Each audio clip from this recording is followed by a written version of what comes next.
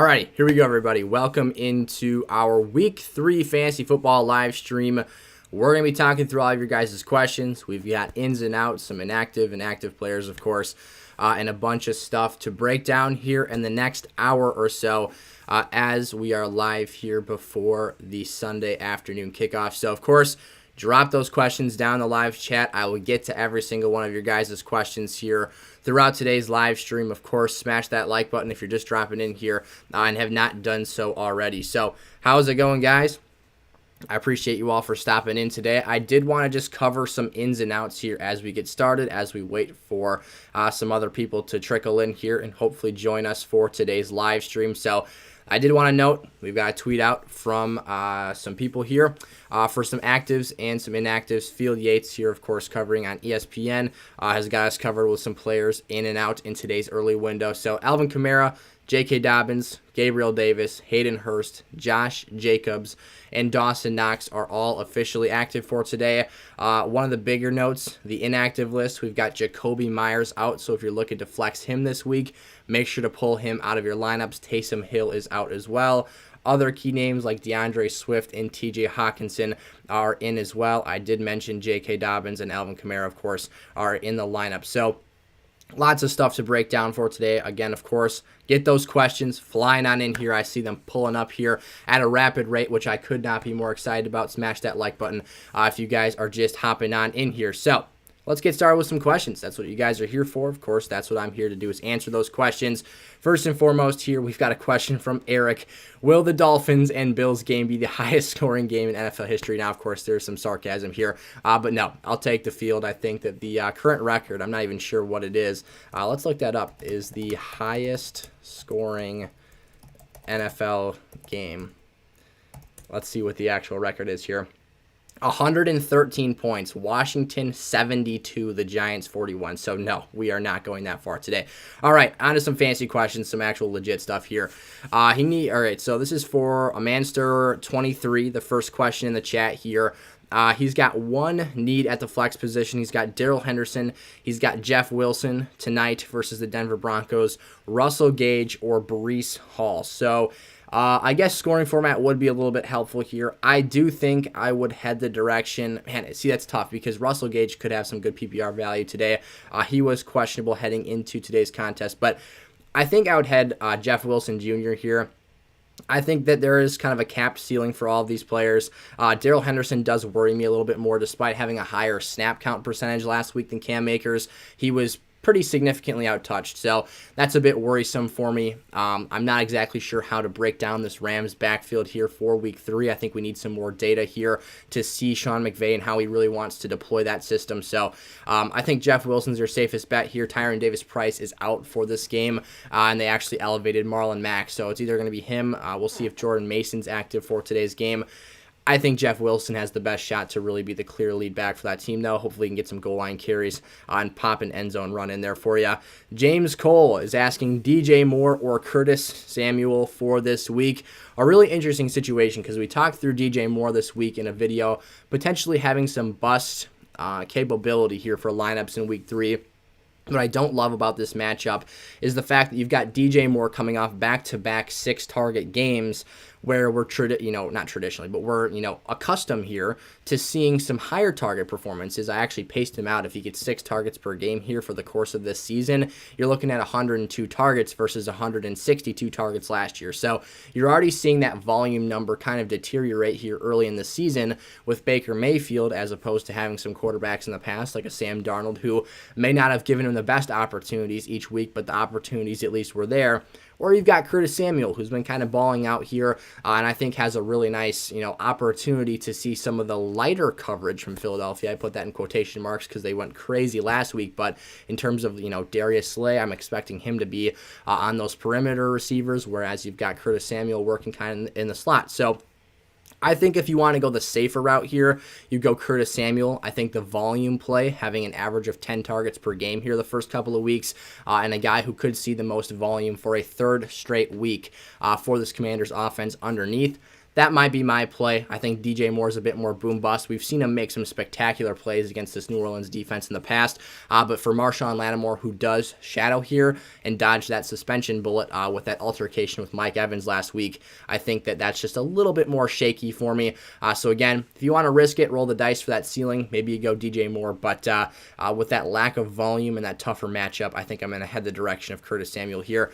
Okay, so we've got a question from Feathen. Should we go George Kittle or Tyler Higbee for this week? As much as I love Tyler Higbee, and I have a great deal of trust in him in lineups this season to start things off here, he's another player averaging 10 targets on the year at 11 week 1, 9 targets in week 2. I think you have to play George Kittle if he's out there. We've known for, I believe it was yesterday, it was announced that he was going to be active for this week. So I'm going to head that direction. I have my question marks, my concerns. Of course, Jimmy G is now the starting quarterback for this team, which I think is a positive for guys like Deebo Samuel. Of course, George Kittle has shown production with a handful of quarterbacks. So that's something I really worry about there. But despite the fact it is his first game, despite the fact that Tyler Higbee's been doing really great things, I think you have to go that direction. Paul here is wondering, should he leave James Conner in, or does he play Dameon Pierce or Michael Carter? Now, this is a really interesting situation, Paul. I will start this off here by saying I actually pulled James Conner in a lineup this morning in favor of Cordarrelle Patterson. I decided that the matchup and the floor value I feel I'm getting out of Patterson this week was more worth it over a James Conner. We don't have specific details on whether or not he's going to be getting a pitch count of X, Y, or Z numeric value here in terms of, how much are they willing to play him here for this week. The reports early were that the ankle injury was minor. It wasn't going to be something heavily influencing his availability, but now you kind of had the situation where up until this morning, it was sounding kind of like a game time decision situation, and with that, it leaves you wondering, is he going to have a full workhorse opportunity share this week? So I think in your situation, I may have to leave him in. I don't love the matchup against the Rams at face value, just considering, the fact that they do have a high-powered offense. If Arizona, like we saw last week, gets off to a sputtering start and they're trying to, come back late, things could get a little bit shaky here, but I think that despite the fact that I am on the Dameon Pierce breakout, hype train here for week 3 action, I think it is still in your best interest to start James Conner here. Of course, he always has that goal line value. You just hope he gets an opportunity inside the 3-yard line to punch one in for 6. And then for Michael Carter's sake here, the Jets are playing the Bengals. There is the potential that if Cincinnati gets their shit together, that they actually score some points and force the Jets to play catch-up. But that's another interesting dynamic to take a look at, but I do think I would start James Conner there. I just saw a question about Derrick Henry, and then the chat refreshed. There it is. Should I still start Derrick Henry as my RB1? Yes, I am panicking in quotations here, per se. I am a bit concerned about the production we've seen. In particular, I think he has looked a little bit of a lesser version of himself this year, but I also chalk a lot of this up to Tennessee's offense just looks like a mess. I really don't trust Ryan Tannehill in that offense going forward here. But with that being said, this week, I do think you've got two very desperate 0-2 teams that were playoff teams last year in the AFC. I think you have to start him. You can't really justify benching him for someone else, especially in this matchup. Las Vegas's defense is not something that really scares me. So is he trending down? Absolutely. But am I starting him? 100%. I think it's really tough to find 2 or even 3 options if you consider that flex position as well that are better than him here. John is wondering Evan Ingram or Irv Smith in half PPR this week. 2 really interesting streaming tight end 2 plays here. What I think about first and foremost, so Minnesota has Detroit this week. Detroit has been really prone to giving up big plays to tight ends, particularly last season. Evan Ingram I do like for this week, but that Chargers game is something that the Jags and Chargers matchup that I'm trying to stay away from as much as I possibly can here. I think that predicting the game script of how things are going to play out in that contest is really questionable right now. You've got the whole dynamic of is Justin Herbert going to be available or not. So I think I would swing the direction of Irv Smith just because, I actually bet this game in terms of just betting on a sports book early in the week. I took Jacksonville +7, and then throughout the week you've got all these more question marks arising of Justin Herbert's availability. Keenan Allen is still sounding like kind of a toss up here for the late window game. So it's hard to predict who's going to be controlling the pace of this game. If Jacksonville is going to need to throw the football late, maybe they control the contest throughout, and James Robinson has a really strong game on the ground here. It's just a tough call. I think I would definitely head Irv Smith's direction. He got a bunch of opportunities last week. I actually will pull him up here and just pull up some analytics on Irv Smith quite quickly from last week. He was very good, did drop a touchdown pass, which was really disappointing. Did have 8 targets, only 36 yards, but did score a touchdown. Probably could have had 2, like I said, if he didn't drop that deep ball from Kirk Cousins. So I would head that direction this week. Another question here, do you start the Bengals defense or any sleepers on the waivers? That's tough to know exactly without knowing who is available on your waiver wire. I do think there's an opportunity, though. If Cincinnati, like I said, it's really more dependent on their offensive play here. If they can put their defense in a good situation to pin their ears back and get their 2 strong perimeter edge rushers to get after the Jets quarterback, Joe Flacco. So I'd have to have more information on who is available for you as potential alternatives there. Another question here, should you start Garrett Wilson or Curtis Samuel for this week? I will pull up and let you know what I have ranked here on sizzlefantasy.com for this week's game. But my takeaway here is they're both very strong flex options. I do have more trust in Curtis Samuel as a high volume slot receiver close to the line of scrimmage as a higher floor play, but Garrett Wilson is the better player, if that makes sense. He is the stronger talent. He is absolutely crushed it, averaging 11 targets per game, 8 or more each contest, had a whopping 14 last week and 2 receiving touchdowns. So I don't really think you can go wrong in that situation. For me, I think Garrett Wilson can defeat the coverage assignments of the Cincinnati Bengals defense. There's not really someone I look at as a risk to shut him down this week per se. But it's all going to come down to that volume. If he continues to be the higher targeted Jets receiver, he could definitely soar higher than Curtis Samuel does in your lineups this week. But again, with Samuel's role for that Commanders offense, what we've seen through 2 weeks here is very consistent, dependable play. So it really depends what direction you'd want to go there. If it were my lineup personally, I might just roll the dice and start Garrett Wilson here this week. I've actually got a 2-flex league, and I'm ending up sending him out there over Keenan Allen this week just because I think Garrett Wilson's ceiling to begin with is a little bit higher. Of course, the floor is lower, but again, Keenan Allen's kind of hamstring game time decision situation has me a little bit concerned there. So Paul is wondering, Michael Thomas, Josh Jacobs, Drake London, or Clyde Edwards-Helaire. He needs 1 running back and a flex. That is unfortunate, Paul, because my top 2 options are both a receiver there for you. I would start Clyde Edwards-Helaire this week. Josh Jacobs did make my starts list here in a matchup against Tennessee, where I think Las Vegas tries to run the ball at a high clip. But I'm going to stay away from him because of Clyde Edwards-Helaire's receiving involvement. We also had an illness at play here for Josh Jacobs that kind of hampered him throughout the week. So I think I'll stay away from that one a little bit there. Just in terms of preferring Clyde, I do think both are solid RB2s for this week within that, kind of 16 to 24 range here. But based off of what we've seen out of Kansas City's opening game drive scripts, if you guys know what I'm talking about here, basically an NFL team comes into the week with about 15 to 20 players or so that are predetermined. They have practiced these plays at an extended length here throughout the week, and they come in with a really strong ability to execute those plays. And in that, opening drive and a half here for Kansas City, what you've seen through 2 weeks is a lot of Clyde Edwards-Helaire be involved in that game script, and you've seen a lot of creative passing game opportunities for him. So in that sense, for PPR plays, I definitely like him there. And then I think I got to go Michael Thomas at your flex. I really like Drake London, someone that I would 100% start in most situations. But if you have Michael Thomas as a flex lineup play, despite the fact that he's got, on paper, Carolina is 3rd against fantasy receivers right now.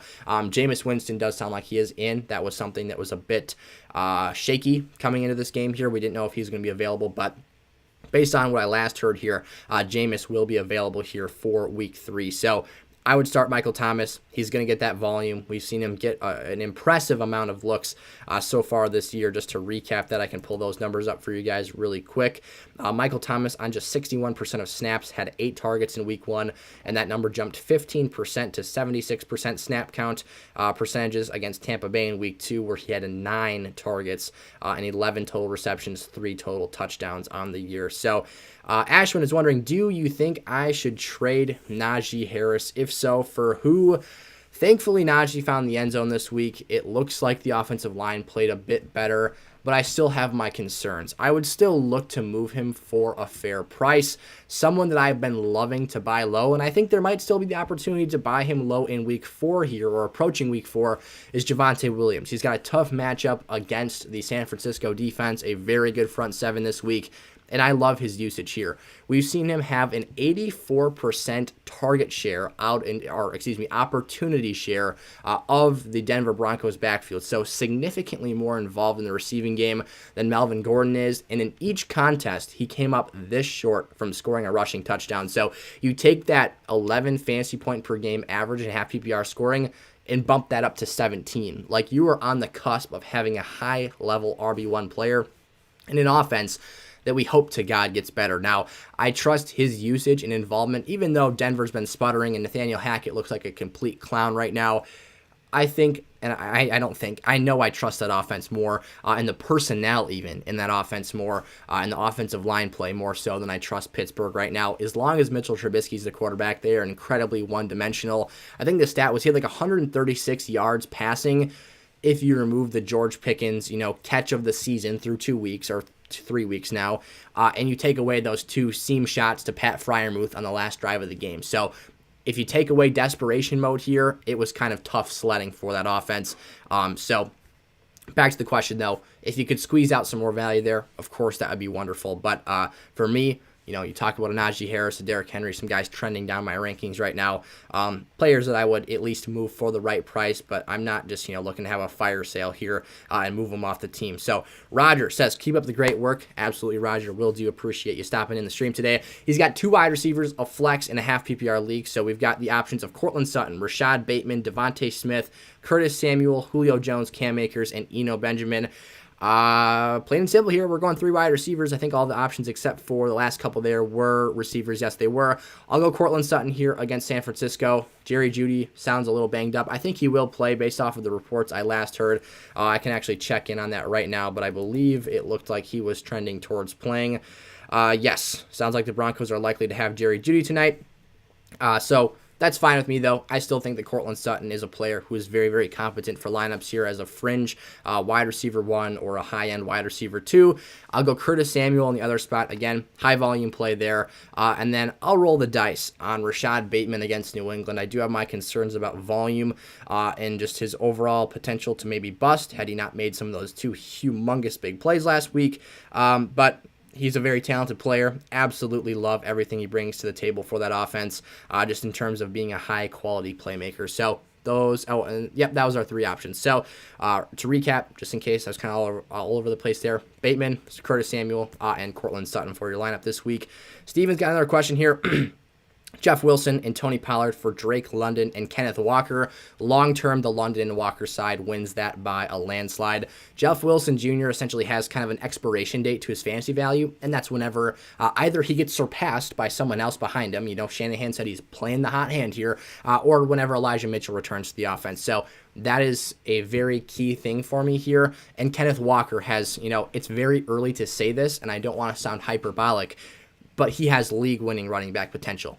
If he takes over that backfield and becomes a true workhorse, which we haven't seen Seattle deploy to this point in time, he could take off running and just absolutely crush it for teams. So that's something you have to keep in mind. It is looking a little bit sparse right now for him. But if you have that patience, if you have that depth at running back and can afford to lose a Pollard and a Jeff Wilson, London is 100% a flex, maybe even wide receiver 2 play very soon here. And all stuff to take into consideration. I do have to jump down here. We do have a super chat. Again, I always say this. You guys do not have to super chat me. I appreciate the heck out of all you guys. But I will jump right to your question and then back to where I was at.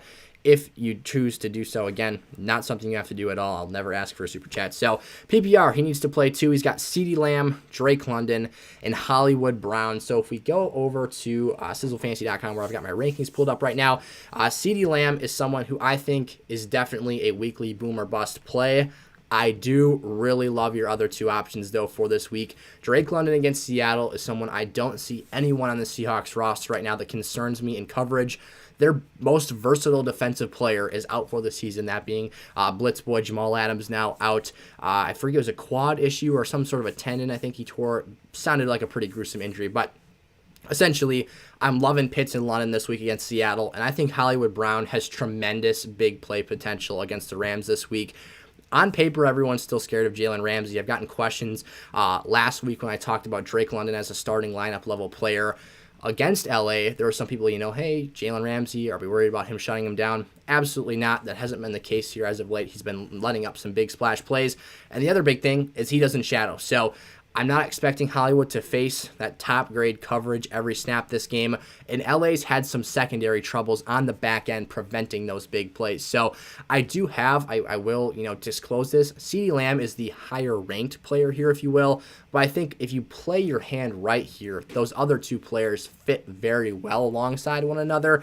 So if you're looking to avoid kind of a Monday Night Football do or die situation with Cooper Rush in a primetime single game slate, where all the attention from the NFL world is watching him against what is a better Giants defense than a lot of people really give it credit for. Week 1, they allowed Tennessee to have 3 wide receivers over 55 yards receiving, but they've been very stingy in terms of allowing touchdowns and total production there. So I think that that's a strong direction if you want to avoid that, just because, again, CeeDee's a great player, and, we saw Cooper Rush make some ballsy throws last week and just kind of cut the ball loose. But you do have that risk where he could totally flop and be a no-show. I definitely think the floor is much better for those other two players this week. Hopefully, this is the week Hollywood Brown taps into that ceiling here. So back up to where we were at before the Super Chat. Again, thank you very much for doing so. The last question we answered was about Jeff Wilson, Tony Pollard, Drake London, and Kenneth Walker, a trade scenario. Again, to recap that, we went for the London and Walker side for sure there. We've got a question here, non-PPR. We've got a hobbled Gabe Davis, so of course that's where the concern originates from here. Juju Smith-Schuster or Christian Kirk, pick one to start. I do have Gabe Davis ranked 15th this week. Of course, he is possibly dealing with an ankle injury. Well, he is dealing with an ankle injury that could possibly impact his play here. I have Christian Kirk one spot behind him as my 16th wide receiver for this week. Now, if things turn into a shootout between the Bills and the Dolphins, you want to have Gabe Davis in there. He's a guy in week 1, really impressed me. I think we would have saw more opportunity for him had the Rams kept that a more respectable game. That wasn't the case, though. They were very much so getting blown, out of the water here. And Buffalo didn't really have to play a high-volume passing offense down the stretch of that football game. So to make things simple here for you, I do have Christian Kirk as the highest-ranked healthy player, if you will. Again, one spot below Gabriel Davis.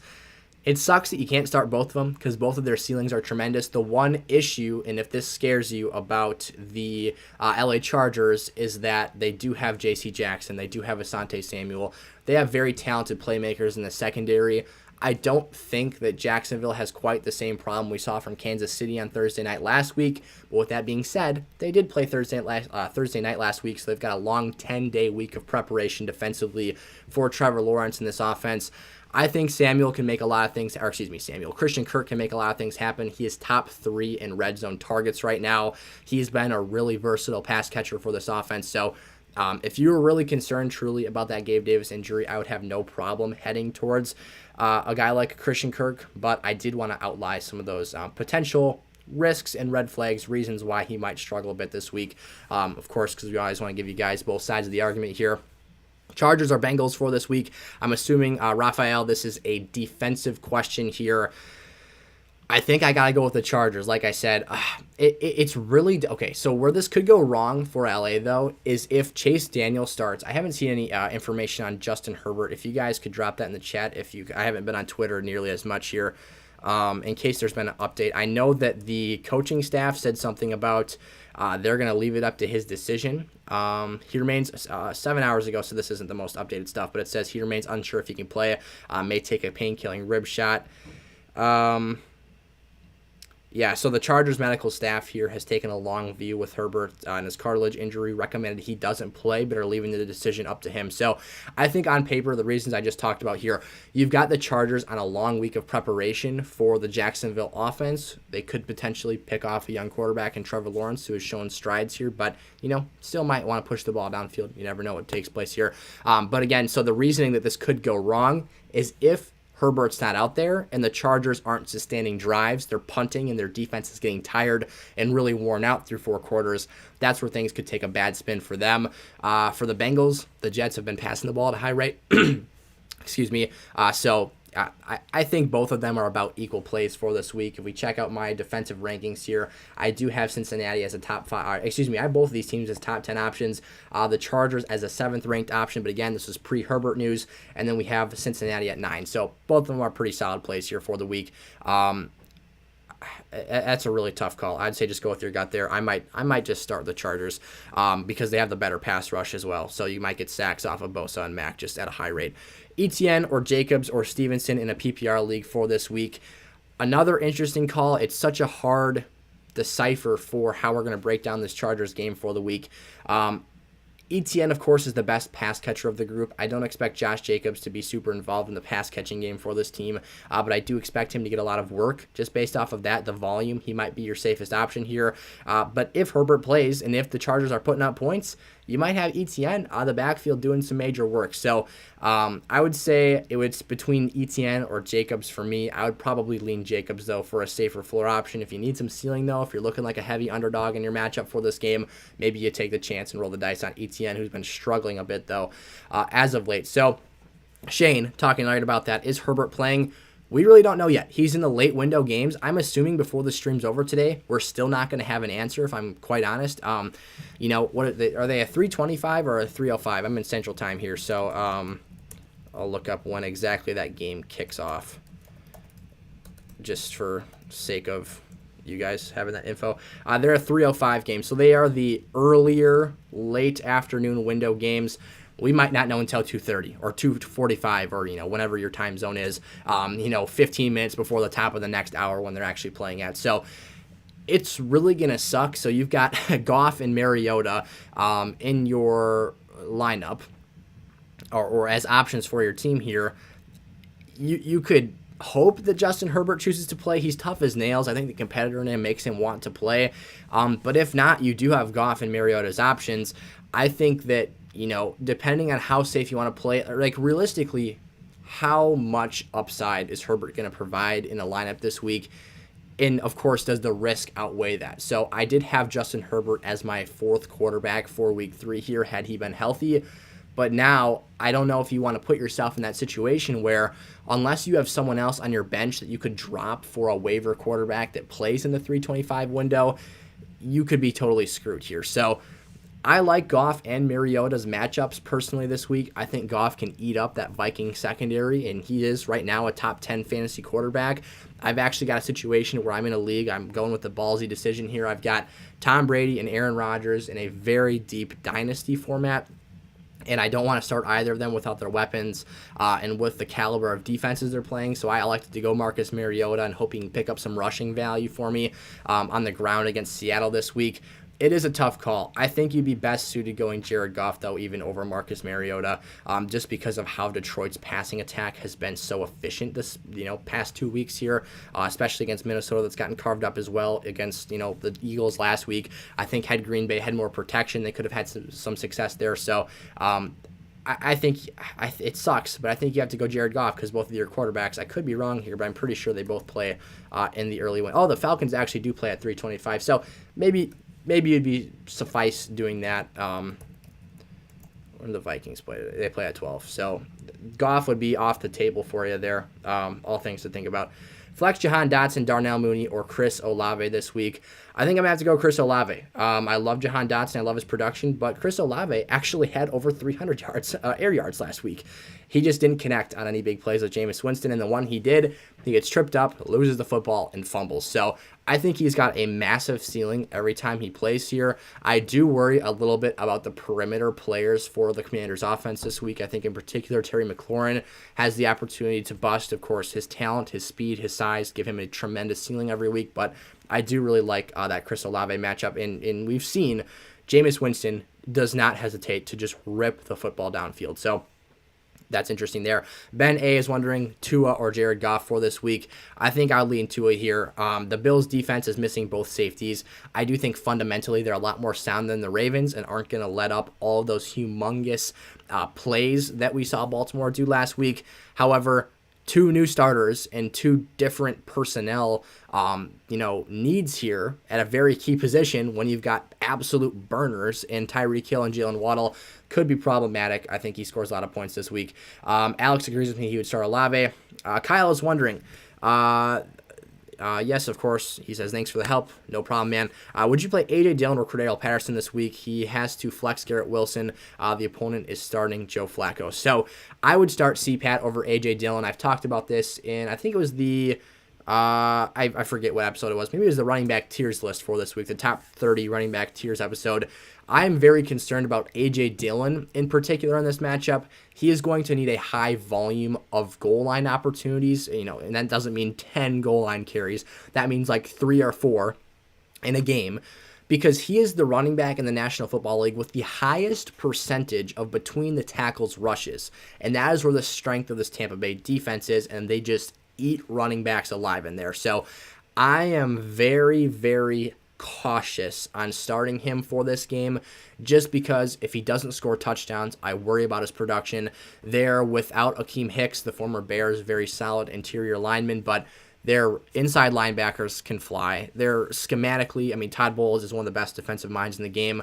I do not like that matchup. So I'll go CPAT against the Seattle Seahawks here. I did actually read a tweet. This might be nothing. It just popped up on my phone, though. It's worth worth mentioning. So Commanders running back Brian Robinson, we had Antonio Gibson on the sell high list this week, who was shot twice during an armed robbery attempt less than a month ago, is on the field pregame running routes. That is awesome to see.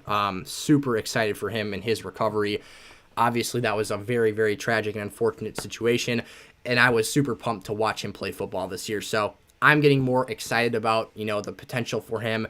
He can't return before week 5, but something I did want to mention there because I did see that Schefter retweeted it. So maybe not, but it does have some validity. It was a seen thing. It was a Schefter joke because of the TB12 retirement botching there.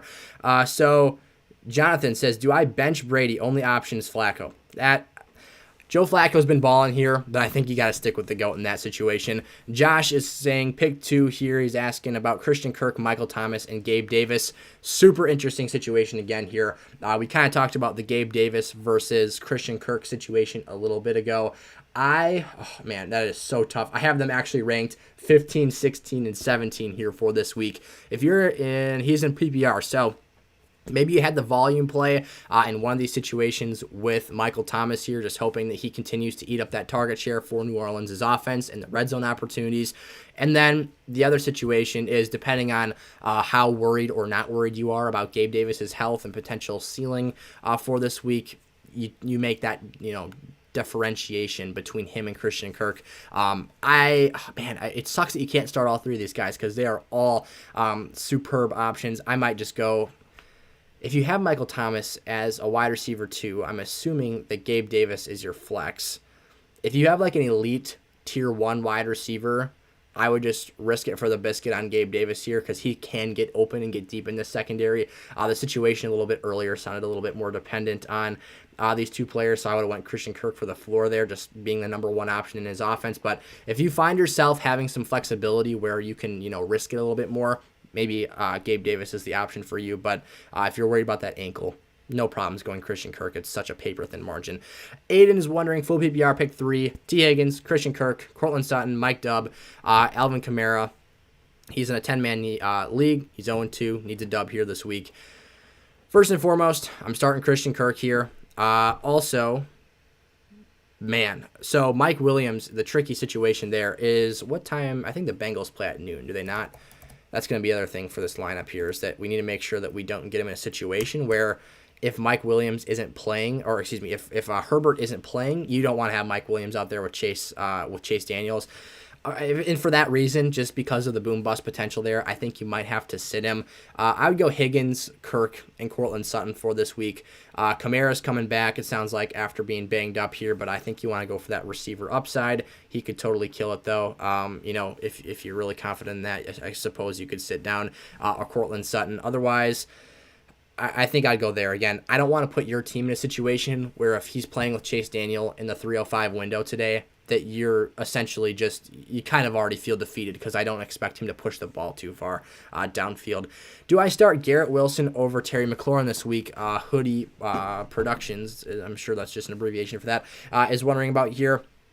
It's a very interesting situation. I think that both of them have great upside for this week, and I can't believe I'm saying it despite the fact that, again, I have Terry McLaurin ranked higher. He just has better fantasy status, and I think that just obviously being the veteran at this point in time, he can do a lot more damage just in terms of what we've seen him do here. Garrett Wilson's such a beast, though.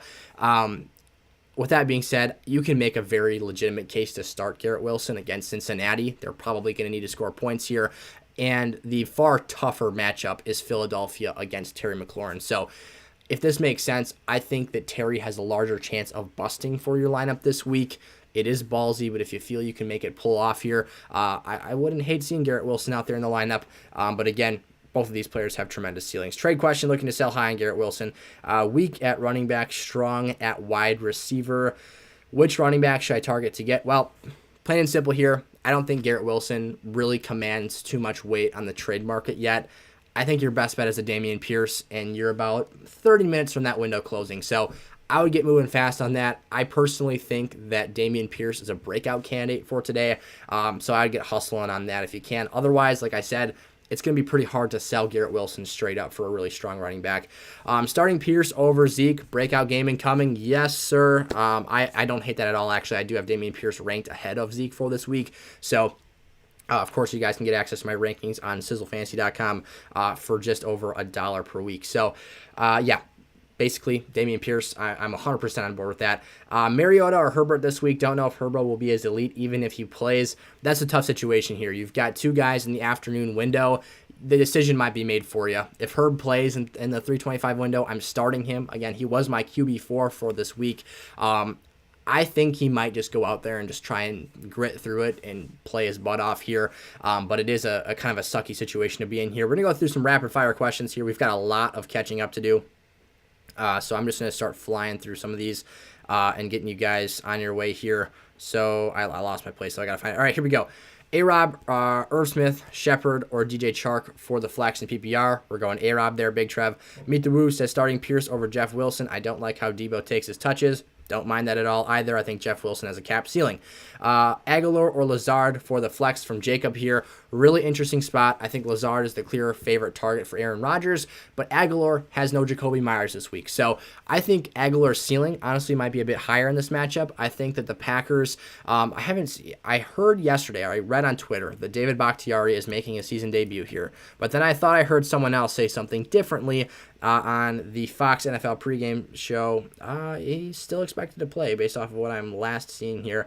We'll see, though. That Tampa pass rush could get after Aaron Rodgers. I think the Packers offense is going to sputter all day. Again, higher ceiling to Aguilar. Alan Lazard, though, of course, I would say is a very competent flex. DJ Moore or Garrett Wilson, full PPR. I think that DJ Moore is very boom bust, like I said earlier.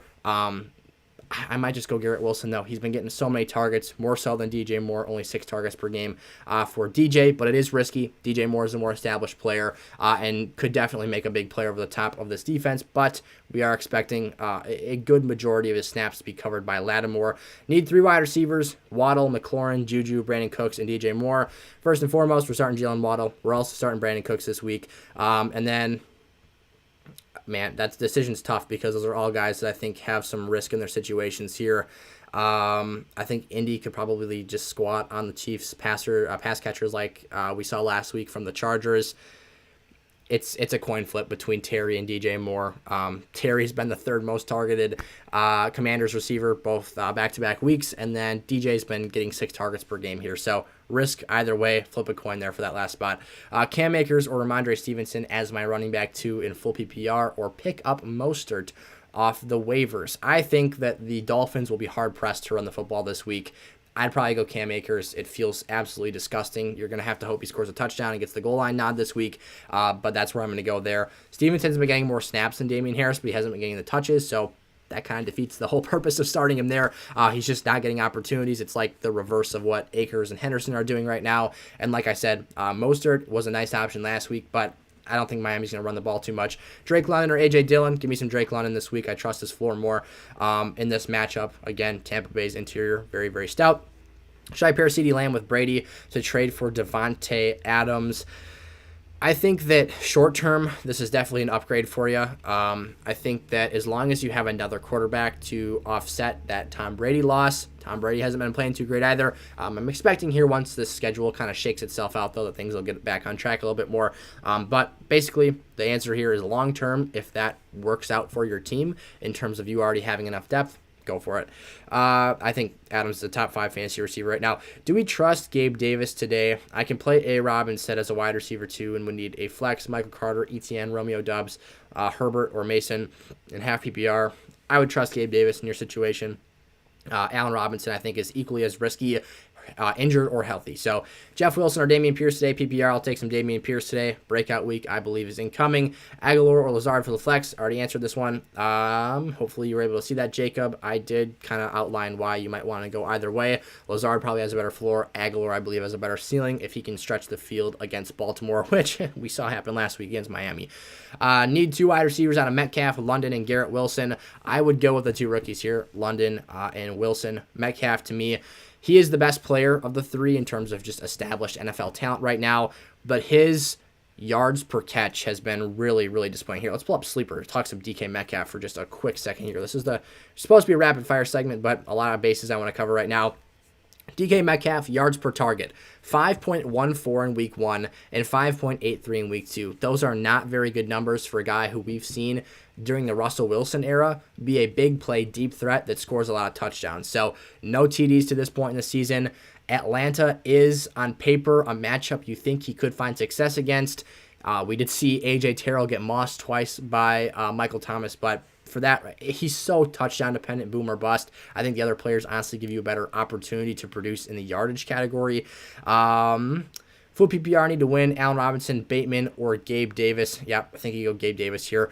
Jeff Wilson, Dortch, Ayuk, or Olave for the flex. I think your safest floor option here is Jeff Wilson. I think your biggest ceiling play is Chris Olave. Pick which one fits best for your team. Do I start James Conner or Kittle in my flex 12-team PPR? I have Pitts as my tight end right now. I would start Kyle Pitts. I think you've got a breakout week coming here. I tweeted that out today. Go check out SFS on Twitter. The link is in the description, or it's at Sizzle Fantasy. If you guys want to check me out there, give me a follow. I do think that, though, Kyle Pitts is a strong lineup play. I would start Conner, though, over Kittle here. Both are dealing with some injury issues or just, availability concerns. Murray or Burrow this week. The Cardinals have the Rams, and Burrow's got the Jets. I think you got to go Kyler because of the rushing upside. I think that even at their best, Murray is still the better fantasy option over Burrow. And the Bengals and the Cardinals are not that right now. Neither are at their best. But that scrambling playmaking ability makes me want to go Murray there. Who do I start? Tua or Hurts this week? I think you got to go Jalen Hurts here still. I think that there'll be some regression from last week. Don't think he's going to score 2 rushing touchdowns, but he looks dang good right now. Arguably the favorite after 2 weeks. Maybe not. Maybe Josh Allen for MVP, but he's right there in that discussion. Balling out right now, gives you that elite upside with his legs in fantasy. Javonte or Montgomery at the flex, I'll go Javonte. Kyle says, smash the like button, people. Absolutely, smash that like button if you're enjoying today's stream. I'm flying through questions right now, trying to get to all of you guys because we are just about half an hour away from kickoff here. So make sure to support the channel here and hit that like button. It looks like we did actually get another super chat, so I'm gonna have to save my place here. Where was that at? All right, we've got pick 2 here for Mr. Crowler. We've got CeeDee Lamb, DJ Moore, James Conner, Herbert, or Tom Brady. Thankfully for you, Crowler, you've got the choice or the option. Both of them play your quarterbacks. I'm talking right here to start with, play in the late window. So I'm starting Herbert in this situation over Tom Brady. I think both defenses are going to, have the best in this contest for Fox's game of the week here, Packers Bucks. I would go Herbert if he plays. If not, thankfully you've got Brady to fill in there. And then pick 2 between DJ, Lamb, and James Conner. All have some element of risk here for this week's games, as I've outlined here. I think I would go CeeDee Lamb as your top option. I think you got the best player, the guy that is clearly viewed as the number 1 target in his offense right now. We've seen Noah Brown do some good things, but I'd go CD despite that boom bust risk. And then I think you want to pair him with the James Conner and just hope to God that he gets a goal line rep, isn't on some sort of extreme pitch count here. Maybe his snap share will be a bit lower than we saw it in week 1 when he was a true workhorse, despite the fact that they got blown out and his touches weren't awesome. But we saw him have a 72% snap share in week 1. So he is injured. That is a risk. That is unfortunate, but something to think about there. Another super chat just came in here. I apologize. I don't know how long that second super chat was in there. So thank you very much for that. I appreciate that. Wow, super chats are flying in left and right. You guys do not have to do this. I do not want you guys to feel like you need to do that. My honest goal here every single week is to answer your questions truthfully, honestly, with my best analysis that I possibly can here. But I appreciate the heck out of all you guys for supporting the channel and doing a lot for me. So it means the world. Aguilar and Mooney for this week with Myers out full PPR. To me, Darnell Mooney is unstartable right now. You've got the lowest passing volume offense in the National Football League with the Chicago Bears in just a really unreliable situation. So I think you have to start Nelson Aguilar here. Both players have a low floor. I'll preface that, and I'm not going to pretend that isn't the case, but you do have a point here. Jacoby Myers being out, being the highest volume receiver for New England's offense, is worth something. It's a note here. And then Baltimore, equally, their secondary had more lapses than any team's unit that I've seen over an entire month-long stretch in one half of football last week. So if their secondary doesn't figure it out this week, Aguilar could have a big game. Mac Jones is an accurate passer. If he puts the ball, on time and on target, like we're accustomed to seeing him do when he gets requisite protection, could be a nice situation here. So definitely a high upside flex play there. We've got Phil with the $5 super chat. Appreciate the heck out of you, Phil. And, of course, everyone else that's chatted today. He lost out on wide receivers, so he's got Curtis Samuel for the remaining spots. He has to pick 2 starters from McLaurin, DK Metcalf, Sterling Shepard, and A.J. Dillon. So if I'm interpreting this correct, he's starting Curtis Samuel. That's already been decided. That's already in the situation here. Then you've got a spot here, 2 spots, that is, for Shepard, McLaurin, or DK Metcalf, and A.J. Dillon.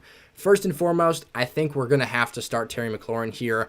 You just have such big play upside. There is risk with all 3 of these players that I really don't like, but that's the reality of the situation. I think that with having a player like Terry McLaurin, at the bare minimum, what you're getting is a very talented, elite speed wide receiver that can make big plays. And with the amount of options and variety of pass catchers that the Commanders offense has, I know it's not the prettiest thing in the world to start 2 Commanders in your lineup, but I think you got to do that in this spot here and just hope that he makes a big play. And then you've got DK Metcalf and Sterling Shepard. I'm going to remove A.J. Dillon from the situation because, again, I see him super touchdown dependent this week. Had 21 opportunities last week, but I'm very, very concerned about that. It's between DK and Sterling Shepard here for me for this last spot. It's such a close call. Here is my outlook for these 2 players. DK Metcalf is going to need to score a touchdown this week. I really worry about seeing his low and extreme dip in yards per target for a guy who needs to be an efficient big playmaker over the top of the defense.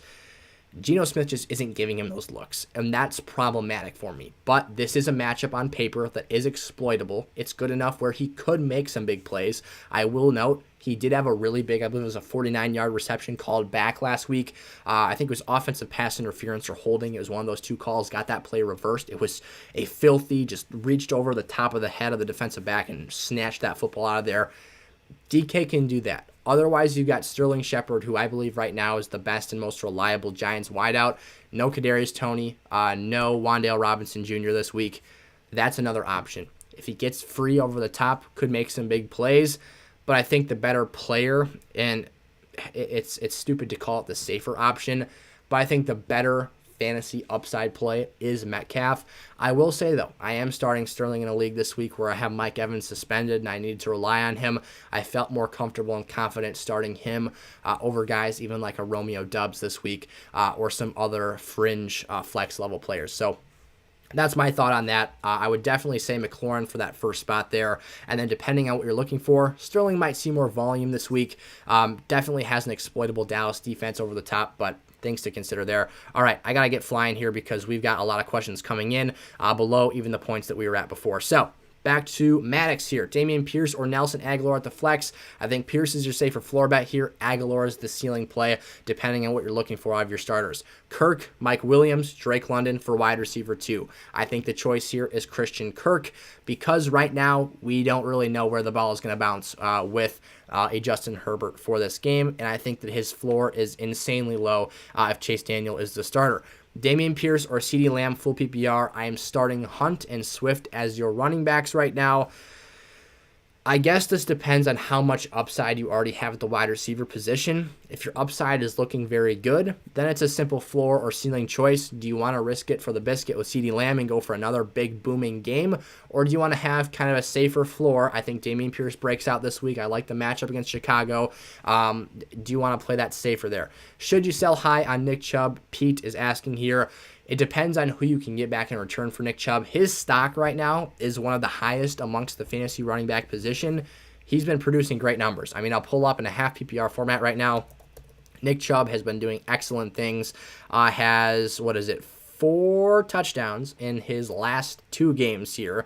Has put up 14.8 or more fantasy points per game and has had 17 or more attempts on the ground each week. So his stock is looking very good, very consistent right now. I would only sell him if you're able to upgrade to, maybe it's Chubb and another piece for Jonathan Taylor, but that's going to be kind of hard to pull off. So it's a very nitpicky situation in where you're going to sell him at right now. Should I go Waddle or flex, at flex or Kamara, or bench Mike Will and play both? I think that you definitely start Waddle at the flex for now. When do the Saints play? Saints play at noon. Saints versus Panthers. I should just have these games pulled up in front of me. You've got the noon game with the Saints and Panthers, so you're kind of out of luck there. And then what was the other situation that you could... Oh, bench Mike Williams at 325. So I might just play Kamara over Mike Williams for now. I think it's just risky having Herbert in there. It's a really crappy situation that we're in at the moment here. Hollywood, Michael Thomas, CD, or Garrett Wilson here. We can only start one. I'm going to have to start Michael Thomas here. Patrick says, hello, fellas. What's going on, Patrick? Appreciate you stopping in today. You've got a question here. Patterson, Wilson, or Pollard in a standard league? And he says, thank you. I go Cordell Patterson here. I like the matchup against the Seahawks. Do we believe Njoku's production going forward do you believe Njoku's production going forward now that Jack Conklin is back on the line? Oh, okay. I see what he's saying here. So because there's a lesser necessity to have Njoku stay in as a pass blocker, do I now believe in his production? I loved David Njoku in the pre-draft process this year. I had him as one of my biggest sleepers of the year pre-Jacoby Brissett. So I've had a kind of a development in my assessment and thinking thought process here for Cleveland's offense. Basically, my takeaway here, because I was equally as concerned post-transition to Brissett about Amari Cooper as I was for David Njoku and kind of fell off on both of them a bit here. But what I've noticed the first 3 weeks of the year is if they're not playing a premier pass rush, they're going to be just fine. Having one of the best offensive lines in football gives Brissett to make unhurried passes, and he can distribute the football well that way. So for me, going forward, under Brissett, I'll be looking at the pass rush for the opposing team here and making my decision based off of that. So if you've got a deep enough league where you can roster 2 tight ends, Njoku is definitely worth adding. You think Judy and Olave for Pitts would be an overpay. My other wide receivers are Higgins, Pittman, Davis, Palmer, and his tight end right now is Irv Smith. I would prefer to not have Josh Palmer as your wide receiver 4, in a sense saying that if someone gets injured, you're going to have to flex him. It is a significant upgrade at your tight end spot, though, in my opinion. It's hard, though, because Olave and Judy haven't put up good enough numbers on their own to warrant a 1-for-1 trade at this point in time. So I would see if you could tweak that offer a little bit. I would be interested to hear more about your overall depth. It is, like I said, basically, okay, you can make the trade if the waiver wires give you enough opportunities to add that depth back and get a better flex option in the event you make that trade. Let's put it that way. Rashad Penny or Josh Jacobs this week. I do think Penny has an opportunity to have one of his better games of the year or his best game of the year, but I would head Josh Jacobs. Penny's probably got a bigger ceiling, but I trust Josh's volume more based off of what we've seen with Penny to this point in the season. I loved Penny coming in, but if we're being honest with ourselves right now, he played 69% of the snaps in week 1. Only got 12 attempts, though, for 60 yards. He did average 5 yards per carry. Had no receiving game involvement in week 2 on just 41% of the snap share, with Kenneth Walker returning to the field here. 6 attempts, 15 yards, 2.5 yards per carry. So I'm a bit concerned about him. Who do I start this week? Tua or Hurts? I'm going Hurts here. Montgomery or Javonte Williams? I'm going Javonte. Ramondre, Etienne, or Edmonds? I would go Etienne of those 3. Garrett Wilson, Pierce, or Keenan Allen for the flex. I think it's a little bit ballsy to rely on Keenan in the late game window today. I might go Wilson for that ceiling play. I think Pierce has a significantly lower ceiling, but as a floor play, I think he'll get attempts and hopefully a touchdown this week. Not betting that he'll score a touchdown, but of course that's where just opportunities and hope for that floor comes from. I might roll the dice on Wilson there, though. Pick 2, Brandon Cooks, Keenan Allen, Michael Thomas, or Gabe Davis. This week, I would probably go Michael Thomas and Gabriel Davis. Cooks is a very close third option. With Keenan Allen in the late window, you don't want to get yourself in a pickle there. 2 questions, T. Higgins or Michael Thomas. I'll go Michael Thomas there. Actually, Higgins got the Jets this week. Hold on, let me pull up my rankings here. We've got Higgins as our 12th ranked player and Michael Thomas a little bit lower than that. So basically, hang on, what was the scoring format? It doesn't say. I think that Thomas is going to have a higher target share in his offense. Therefore, if you're playing PPR, that's going to boost his floor a little bit.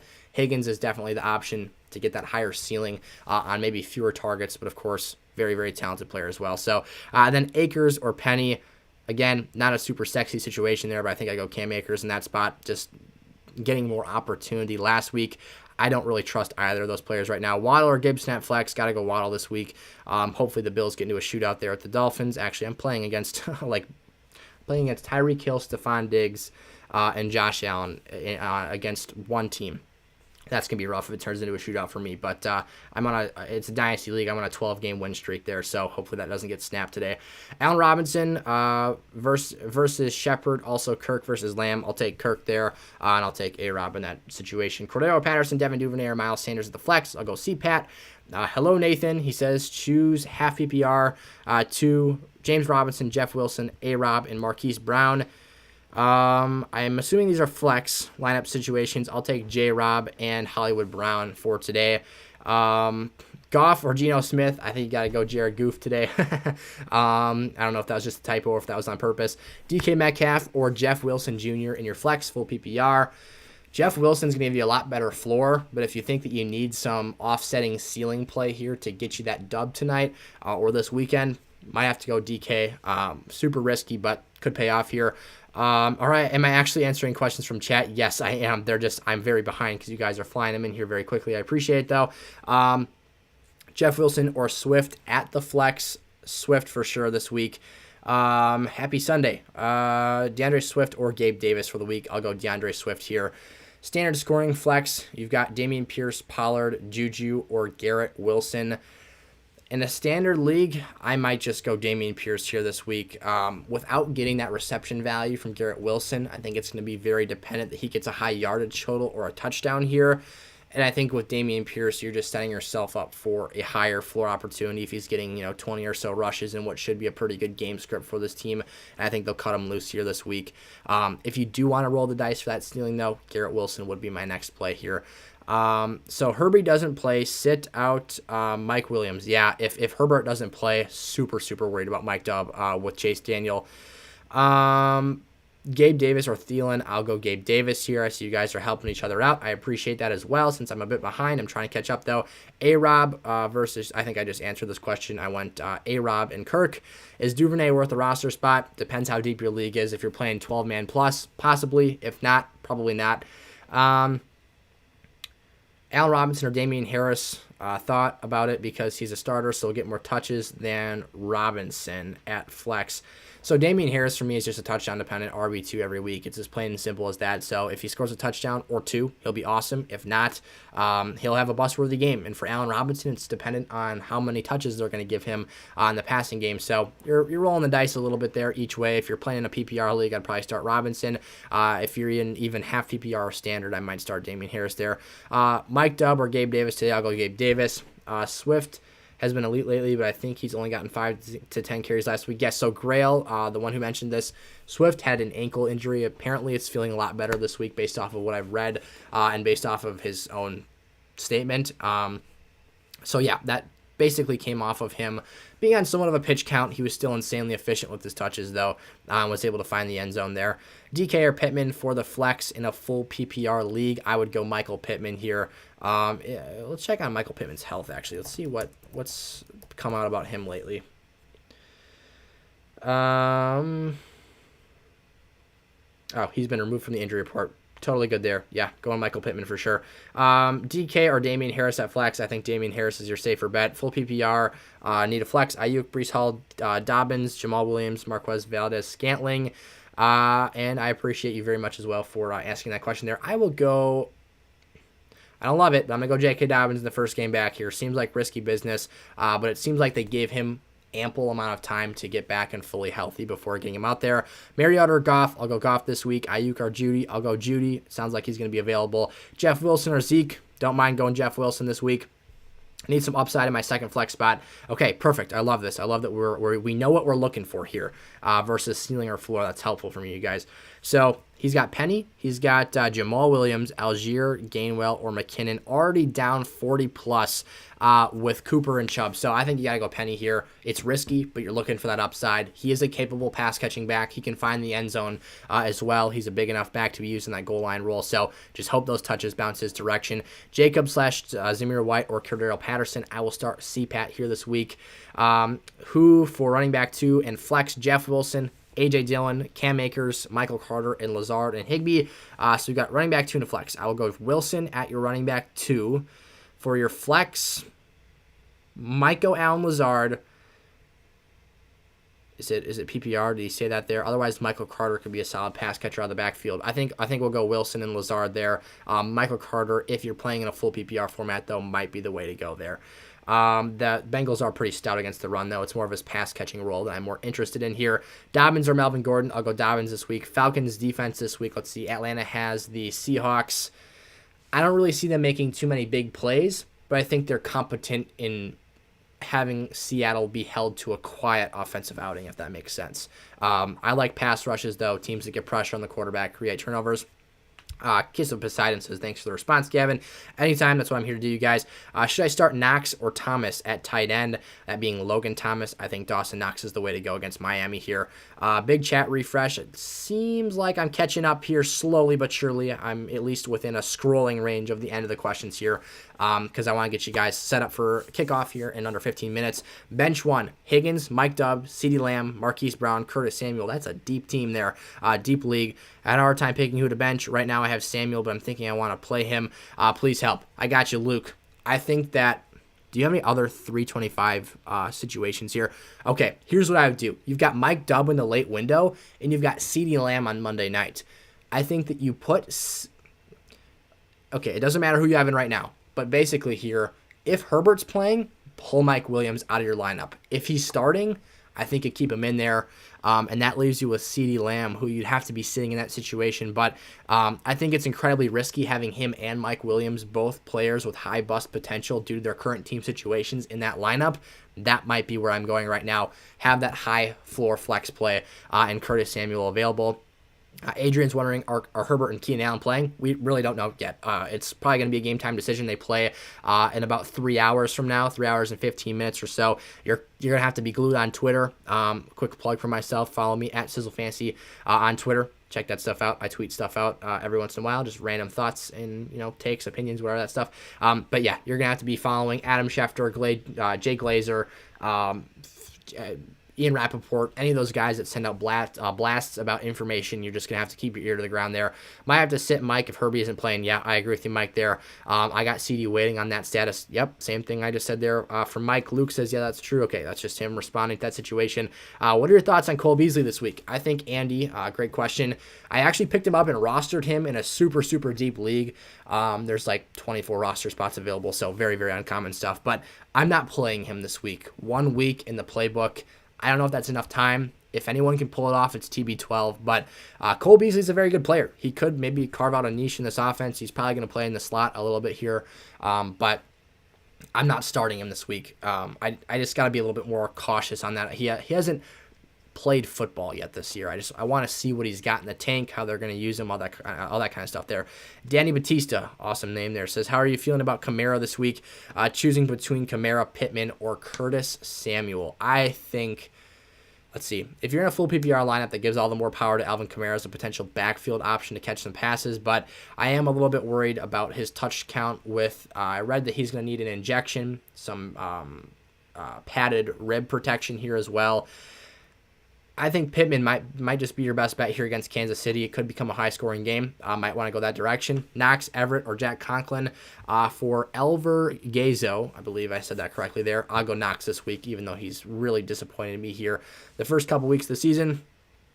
Question, do I start Derrick Henry with confidence? Right now, with confidence, maybe not as much as you'd like to, but you still got to go out there and swing that bat one more time with D-Rock. Hopefully he has a big game, and then maybe you can sell yourself out of that situation in week 4.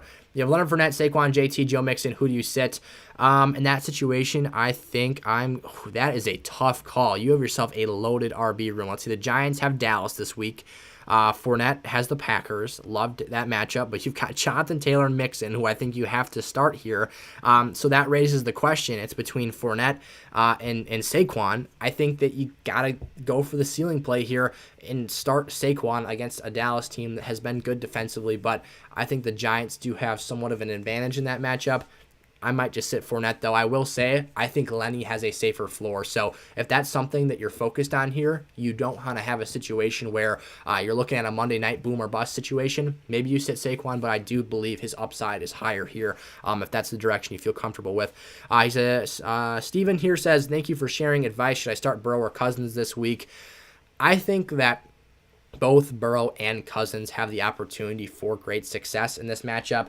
Just for your own reference here, I have Kirk Cousins as my 7th quarterback for the week, Joe Burrow as my 8th. So paper thin margin there based off my rankings, my positional rankings each week on sizzlefantasy.com. Again, you guys can check that out in the description if you would like. However, super close. I think that the Vikings here, though, have themselves a bit of a bounce back with 12 o'clock Kirk here coming out and not being primetime Kirk Cousins anymore.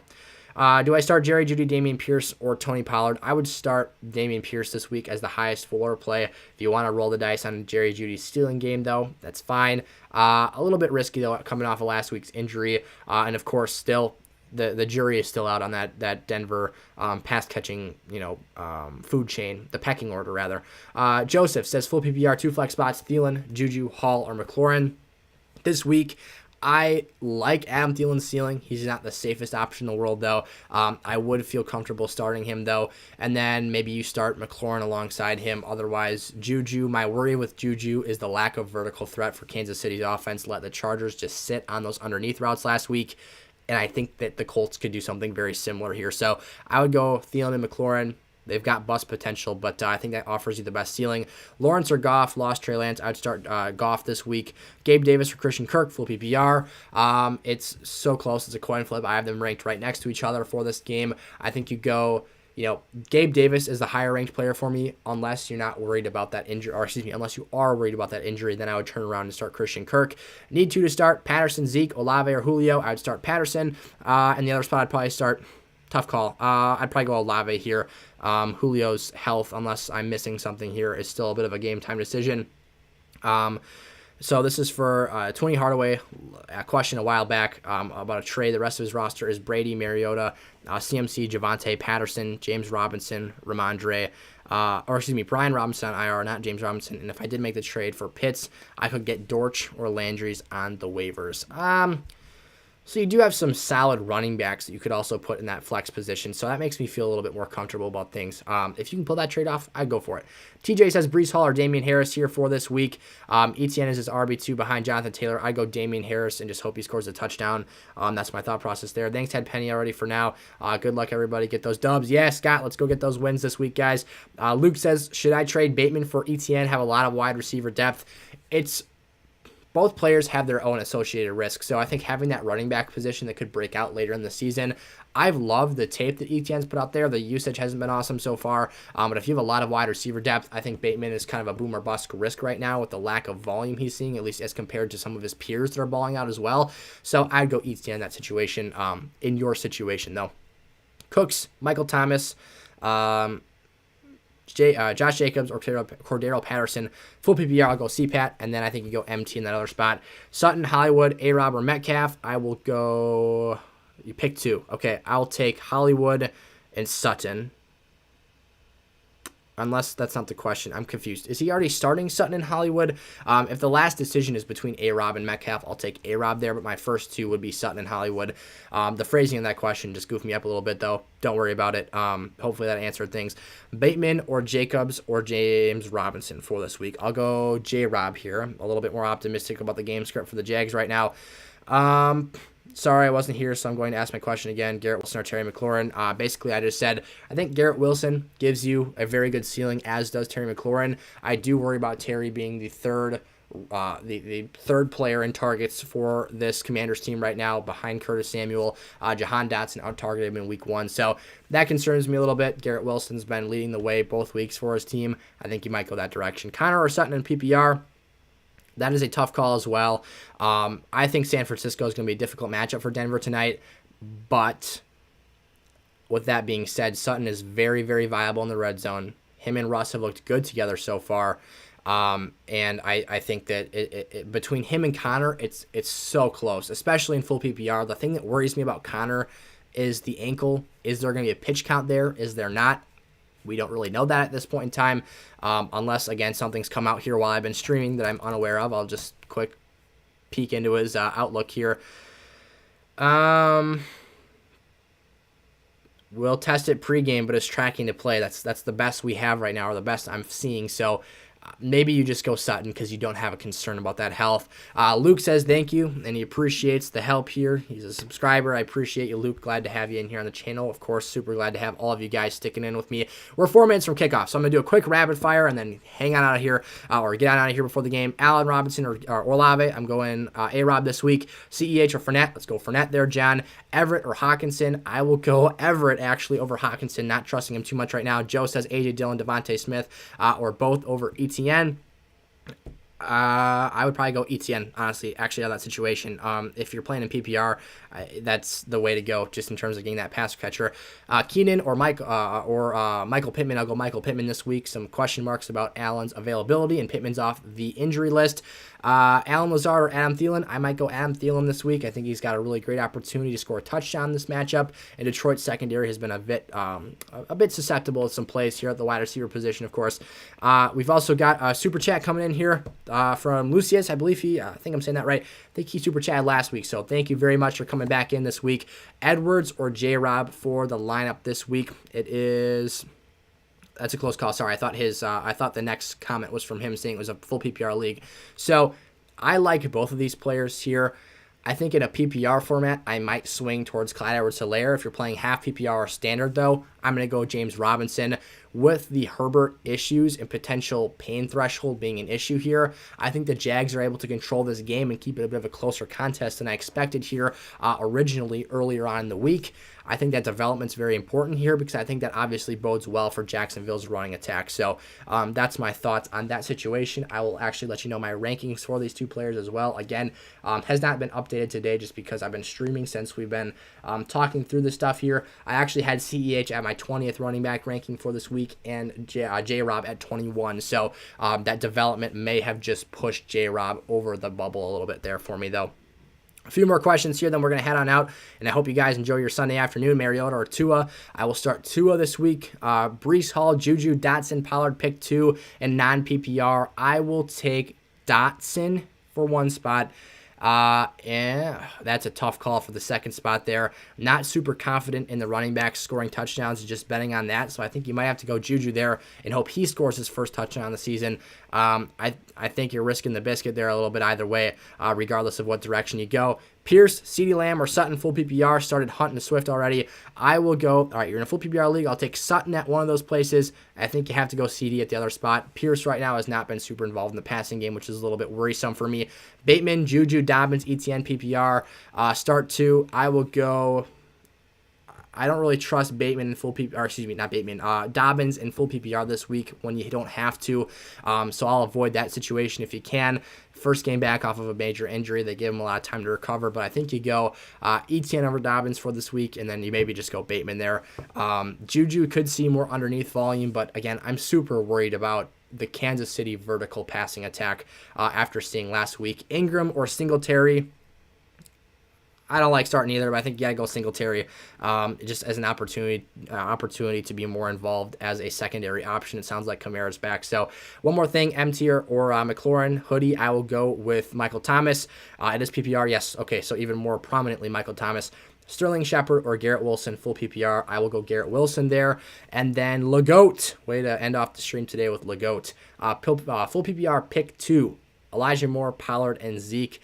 I think you got to go. Let's hope Elijah Moore gets more involved this week. And then, honestly, I think if you're playing full PPR, seeing the situation unfold last week, I'd go Tony Pollard this week and hope he continues to get involved in that pass-catching game. So, super huge thank you and appreciation to everyone that stopped in today. I appreciate the heck out of every single one of you, all of your super chats, everything. I hope you guys have an awesome Sunday. Again, if you guys want to check out and watch the games with me a little bit here, check me out on Twitter, @SizzleFantasy. I'll be tweeting throughout the games today. Otherwise, the Discord server in the description of today's episode, I'll be chatting in there as well for today's game. So thank you guys so much. I appreciate all of you. I will see you tomorrow morning for some waiver wire pickups and lessons learned episodes. Be there, turn that bell on, and don't miss it. Peace out.